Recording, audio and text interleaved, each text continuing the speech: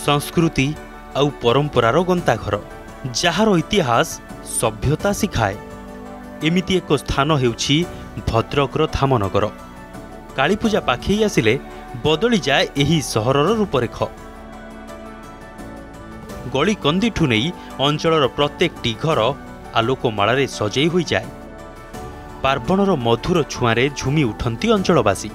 मां को स्वरूप को रूप देवारे व्यस्त हो जाए कारीगर। आउ ये हेउछि सही मुहूर्त। पाखई आसुछि कालीपूजा जेउथि लागी पूरा जिल्ला एबे मां को स्वागतर प्रस्तुति करुथिबा बेले धामनगरवासी को उत्साह एबे आकाश छुआ। माटीर महकरे महकित हेउछि धामनगर। पेंडाल सजारे लागी पड़िछंती पूजा कमिटी। कालीपूजा दीर्घ 68 वर्ष है पूजा अर्चना करा जाउछि। प्रति वर्ष मां पूजा 8 दिन 10 दिन हुए एवं बहु महासमारोह पालन करा जाइता। आखपाख 25-30 ग्रामर लोक मैंने आसती दर्शन करने माँ कालीकर अत्यंत शांति श्रृंखला ढंगे पालन करा जाए। 7 दिन व्यापी भजन संध्या ठार आरंभ कर माँ पूजा अर्चना अनुष्ठित हुए। एथर आम आशा करूँ ये माँ पूजा 58तम वार्षिक पूजा उत्सवटी अत्यंत भव्य वर्ण्य परिवेश मध्य पालन कर। धामनगर कालीपूजा दीपावली आसिले बढ़ी जाए एही अंचलर स्वतंत्रता। पूर्वर छत्र बजार भाव जना जाउथबा एही अंचल रे 1968 मसीहारू मां काली पूजा करि आसुछंती अंचलवासी। जेउथि लागी परवर्ती समय रे एही बजारर ना छत्र बजाररू काली बजार पड़िथिबा सुनिबाकू मिले।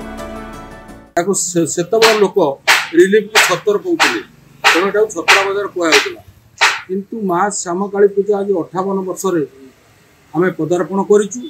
50 वर्षर पूर्ति मध्य आमे बहु आरंभ करिथिलु। ए वर्ष 58 वर्षर एटी श्यामा पूजा कमिटी तरफ हम समस्त प्रकार एटी कार्यक्रम रही। सरकार को भी निवेदन करा प्रोत्साहन करूना जदि सरकार प्रोत्साहन करती मंदिर उन्नति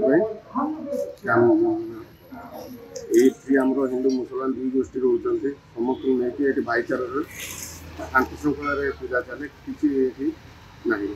भद्रकर कालीपूजा खाली पूरा राज्य नुहे बरं पूरा देश में प्रसिद्ध। आउ धामनगर पूजा एही स्वतंत्रतार जोड़े नुआ एक बिंदु। कालीपूजा देखिबाकू देशर कोण अनुकोणरू श्रद्धालु एठाकू धाई आसंती। चलित थर मध्य भक्तों समागम वृद्धि अनुमान करी स्वतंत्र व्यवस्था करिछि जिला प्रशासन। भद्रक धामनगररू Biswajit Palai report, Argus news. जदि आपंक आम भिडी भल लगा तेब आम चैनल को लाइक, शेयर और सब्सक्राइब करने को जमा भी भूलु नहीं।